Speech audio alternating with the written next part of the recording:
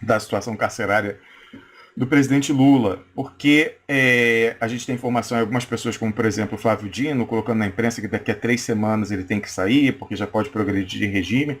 Aquela história da detração penal não deu nem para saída, né? A gente tinha avisado que seria assim. Agora é outra história, agora é a progressão de regime. Contanto que não venha a confirmação, em segunda instância, da segunda condenação, que é a do sítio, em que o relator do caso, o Gebran, já falou que está com voto pronto. E a gente sabe que quando precisa, os caras lá combinam o voto e tudo rapidinho, né? Lê 3.000 páginas da noite para o dia, não tem problema nenhum. Então tá tudo isso E pronto. já liberou para o revisor que já pode pedir pauta. Pois é, tudo pronto então. Tudo pronto. Eles estão, né, guardando isso para o momento mais oportuno. A gente falou daquelas hipóteses, né? O Lula sai ou não sai agora. A tal da tia Zélia, que é a cozinheira favorita do Lula, ela achava que ele ia sair, pelo que ela ouviu aí do zum zum zum. Tanto é que ela foi para São Paulo, falou: esse mês ainda eu vou cozinhar para o presidente Lula, o prato preferido dele e tal. Então você vê a expectativa que foi gerada.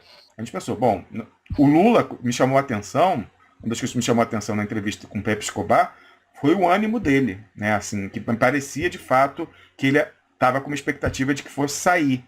E aí eu perguntei para o Pepe, quando ele veio aqui dias atrás, e ele falou que de fato que havia toda aquela expectativa, que ele inclusive se reuniu com o advogado do Lula que fica em Curitiba, que todo mundo estava falando, não, ele vai sair agora, tal. Então, né, foi realmente construída essa expectativa. Aí a gente lançou aqui as hipóteses. A primeira, mais uma flauta mágica, apenas para frustrar as pessoas e dar um golpe no moral. Então, não sai coisa nenhuma, vem a tal da segunda condenação, ele continua preso. A segunda hipótese era fazer uma saída a jato dele, sai, aí vem a segunda condenação, volta para a prisão, mas numa condição pior, então não mais na superintendência da Polícia Federal, mas num quartel, em algum lugar distante do acampamento e com acesso mais restrito por questões de segurança, né? Não vai ser como é hoje, entra, né, blaze todo dia e tal, né? Não seria mais assim, teria, né, até a sua precária sociabilidade seria reduzida nesse caso. A terceira hipótese é ele aceitar um pacto de sair para aposentadoria, né? Sair lá, que ele fala, quero casar, quero não sei o quê, né? Ficar quieto. E a quarta hipótese levantada pelo Piero era que ele saísse só a tempo de influenciar nesse processo de sucessão interna no PT pelo golpe. Assim, alguém chegar e falar, olha, você sai, assim, você vai ficar livre se você sair e retirar o seu apoio a Gleisi Hoffmann e dizer que seu candidato agora é Paulo Pimenta, o nome que une o partido. Tal. E aí, né, se ficaria na expectativa de esse acordo ser cumprido. É a mesma história do Zé Dirceu no ano passado. Saiu para botar o Fernando Haddad, fazer o pessoal do PT descer goela abaixo, perdeu a validade e voltou para a cadeia. Então, eu não confiaria. Ao mesmo tempo, né, eu estava na dúvida, porque o Lula fala isso. Eu não saio daqui se não for totalmente inocentado, então não saio só para botar a tornozeleira eletrônica. Né, ele não aceita a progressão de regime. Ele diz que ele próprio só aceita sair de lá com a ficha criminal zerada, inocentado. Se ele não aceitar as condições impostas pela justiça, e pelo que ele diz, parece que não quer aceitar esse tipo de coisa, colocar a tornozeleira eletrônica, aí não sai, não progride. É isso, professor Fernando Nogueira, professor de processo penal. Bom, essa questão da progressão é o seguinte, a partir do momento que você faz jus à progressão, você progride. Não é uma faculdade. Mas a questão é a seguinte, para você progredir de regime, você tem dois requisitos. É um requisito objetivo e outro subjetivo. O requisito objetivo é o lapso temporal, ou seja, a passagem do tempo, no caso dele agora, no final do mês, vai passar 1/6, e ele já em tese poderia progredir para o semiaberto. E o requisito subjetivo, que é o bom comportamento carcerário. Aí, tendo esses dois, e de fato ele progrediria. A questão é a seguinte, a progressão para o regime semiaberto, que ele fica do lado de fora, trabalhando, fazendo atividades e dorme no estabelecimento prisional, ela impõe algumas condições. Se ele viola essas condições, ele regride de regime, ele volta para o regime fechado. No final das contas, se foi imposto a progressão por semiaberto e ele não aceitar as condicionantes, em tese ele fica no fechado, porque para que você vai botar ele na rua para ele violar e voltar? Se ele já fala que não vai cumprir, você teria base para poder manter ele no fechado. E aí ele continuaria no fechado. E ainda tem esses outros elementos, né? Porque, duas coisas. Se ele progride para o semiaberto, ele vai ter que dormir no estabelecimento prisional. Certo? Então, o âmbito de ação dele vai ser restrito ali. Ele vai, se ele permanecer na Superintendência de Polícia Federal, ele vai só poder se deslocar e fazer atividades a ponto dele poder voltar para dormir de noite. Então, ele não vai poder rodar o Brasil nesse sentido. E outra coisa, a condenação, a confirmação pelo TRF4 lá da condenação do Cid de Atibaia vai vir. Vai vir aí em breve. E vai haver unificação da pena e ele vai voltar para o regime fechado.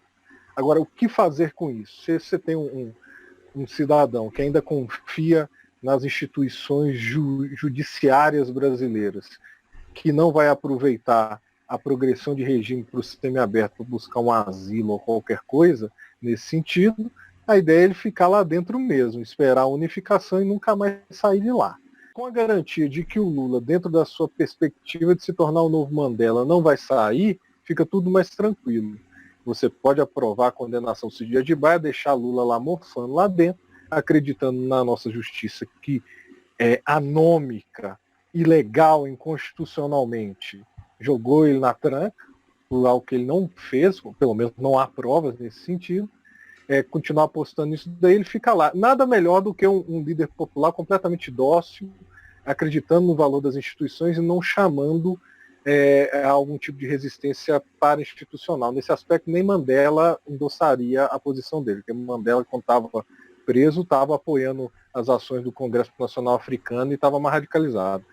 O Lula não tem disso. É uma pena que ele não vai utilizar essa progressão para poder tentar fazer alguma coisa mais efetiva. Bom, Fernando, o que eu ouvi que eles pensariam na história da progressão é dizer que não teria uma instituição penitenciária apta a receber ele para isso e que ele progrediria, então, direto para o regime aberto, ou então converter isso numa prisão domiciliar. Exatamente.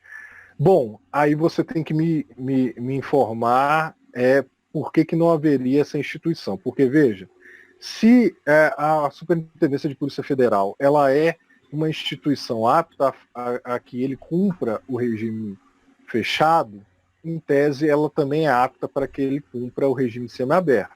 Ele só volta para dormir e sai para poder trabalhar e fazer outras atividades na parte do dia.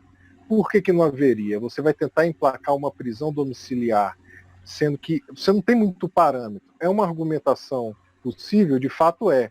Só que dentro do caso específico do presidente Lula, fica mais difícil. Por quê? Porque o caso dele é sui generis. Se fosse um caso, é um caso excepcional. Se fosse um caso normal, veja, quando você progride do fechado para o semiaberto, você sai do cumprimento em estabelecimento prisional penitenciária para aquilo que a gente chama de colônia agrícola ou industrial.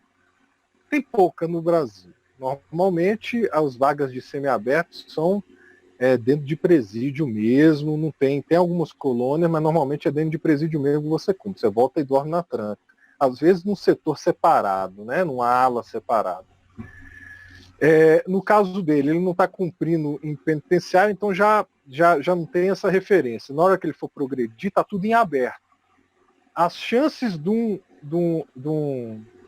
STJ ou de um STF garantirem, através de um habeas corpus, enfim, qualquer outra coisa nesse sentido, a progressão dele direto para a prisão domiciliar, por não haver instituição apta para o regime semiaberto e para o regime aberto, né, que é a causa de albergado, ela é possível, mas ela é muito improvável. Porque como a situação dele é sui generis, é excepcional, o pessoal vai construindo, eles vão rolando na bola ao longo do jogo. Isso nunca aconteceu no país, um ex-presidente da República sendo preso. Né? Em tese, ele não deveria estar, se você for interpretar analogicamente, ele não deveria estar nem na Superintendência de Polícia Federal, ele deveria estar numa sala de Estado Maior, de um quartel, né? No caso dele, em tese, das Forças Armadas. Mas como a situação dele está sendo construída, tudo pode acontecer. A chance de se colocar ele numa prisão domiciliar para que ele faça o que ele quiser, faça lives, faça o que for, fazendo agitação política, não estando neutralizado, eu acho muito pequena. Se houver esse salto, se ele passar para o semiaberto e o pessoal arguir, afirmar que não há instituição específica para que ele possa cumprir o semiaberto, e não há instituição específica para que ele possa cumprir o aberto, por isso ele vai direto para a prisão domiciliar, pode saber que ele está neutralizado. Pode saber que alguma coisa está acontecendo para ele não fazer nada. Isso não vai acontecer, salvo alguma outra situação que a gente não está sabendo. Né? A situação do presidente Lula é muito complicada. Se ele não se colocar para poder fazer uma intervenção no cenário brasileiro hoje mais robusta, ele está fadado a estar enquadrado aí e às vezes não poder nem não sair do cárcere, né? Ou sair e voltar logo depois. Você imagina o Lula podendo receber todo mundo da política, poder articular livremente, né? A gente sabe da sua habilidade. Fazer live, então, imagina, que desastre. Então, acho que seria proibido, teria que submeter. Hoje em dia, uma das principais armas do golpe é controlar quem entra e sai da cela do Lula.